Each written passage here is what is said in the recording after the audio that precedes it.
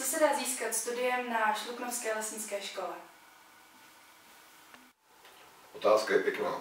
Vy se ptáte velice pěkně. Na druhou stranu začneme v historii. Lesnictví a myslivost je jeden z nejstarších studijních oborů, který se studoval. Už kdysi dávno, když ještě nebyla povinná školní docházka za Marie Terezie, se studoval lesnictví i myslivost. Školy byly většinou, tedy musíme říct, při různých panstvích, při různých majitelech lesních pozemků, ale důležité je, že my jsme na tuto historii navázali a pořád prohlubujeme studium lesnictví v souvislosti se současnou vědou. Lesnictví jako takové je na první straně, musíme říci, láska k přírodě. Láska k přírodě nejenom k tomu, co roste nebo co se jí ve klese, ale láska k přírodě všeobecně.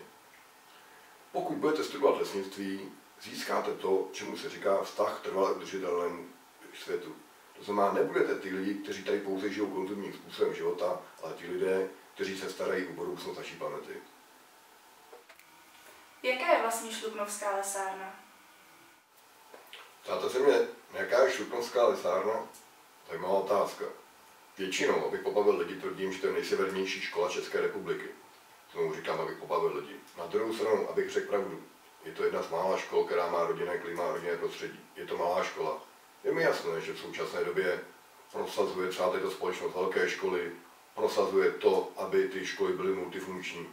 My si možná hrajeme na něco, co v důsledku nevíme, jak dopadne. Já si myslím, že škola našeho typu, to znamená škola, kde žák zná učitele, žák zná navzájem žáka, je škola, která má pro budoucnost o hodně větší uplatnění. Jednak se žák naučí prosazovat v kolektivu, jednak my víme, co si myslí a tušíme, to je on, který nás nikdy nepodrazí a bude nás dobře reprezentovat. Ve sloganu máme, že na naší škole získají studenti nejen vzdělání, ale i životní styl. Můžete to vysvětlit? Životní styl, to je krásné. Životní styl, jakýsi systém funkčních věcí u člověka. Funkčních věcí tím myslím vztah navzájem, mezi sebou, vztah k okolí. Musíme si uvědomit, kde žijeme. Ten systém je dávno narušený vzdělávacíma prostředkama.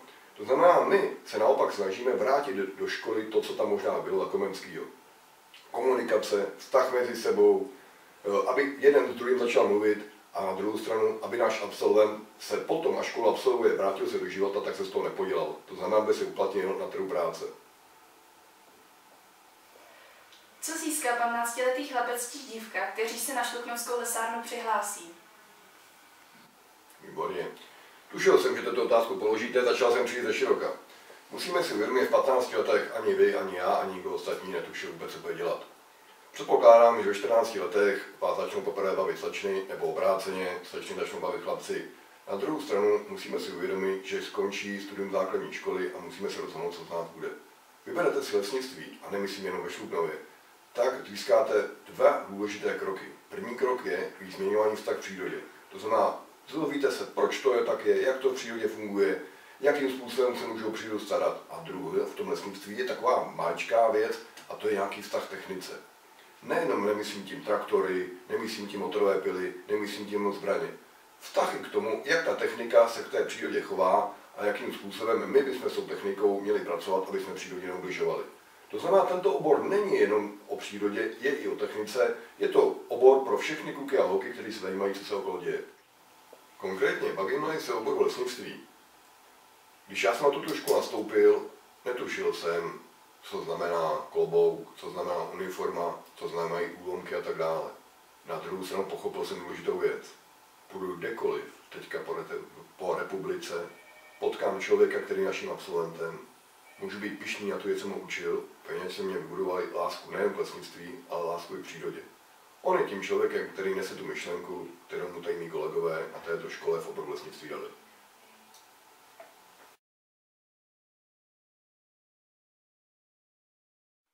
Hlavně to, že škola je velmi dostupná blízko mého bydliště a už od prvního stupně základní školy jsem věděl, že mě připraví na budoucí vzdělání nebo zaměstnání. Studovat lesnictví mě vedlo k tomu, že vlastně už od malička jsem byl v lese, běhal jsem po lese, k přírodě jsem měl vztahy k té zvěři. Myslivost i to lesnictví máme v rodině, praděda, děda.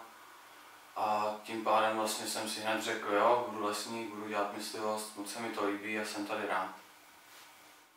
Tak rozhodnutí studovat lesnictví, tak jako malý jsem chodil s dědou do lesa, baví mě to, líbí se mi tady, mám rád, když jsou všichni v jedné barvě, v té zelený, něco dodat. Už od mala mě příroda táhla, tak to pro mě byla jasná volba. Protože pocházím z myslivecké rodiny a chtěla jsem pokračovat v tradici. Protože když jsem byl malý, tak jsem chodil rád do lesa a můj praděda byl myslivec a chtěl bych se pokračovat vlastně v jeho šatých.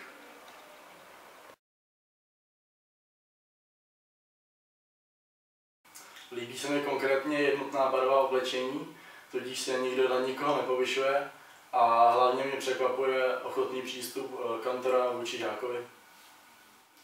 Tak studium na téhle škole se mi líbí, protože je tu hodně praxe, je tu hodně zájmových aktivit, je tu prima kolektiv žáků i učitelů, což je podle mě dobře.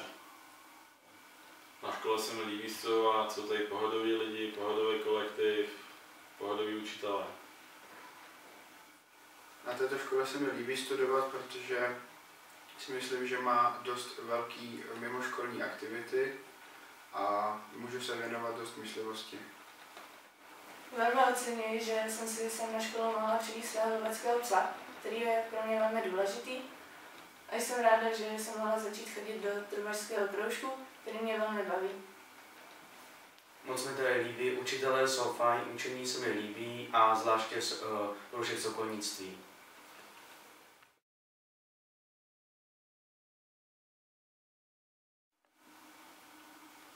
Slyšeli jste pár názorů nejenom mých, ale i našich žáků nebo žákyní. Na druhou stranu je nutno podotknout důležitá věc. Všichni znáte písničku Hajný lesa pán.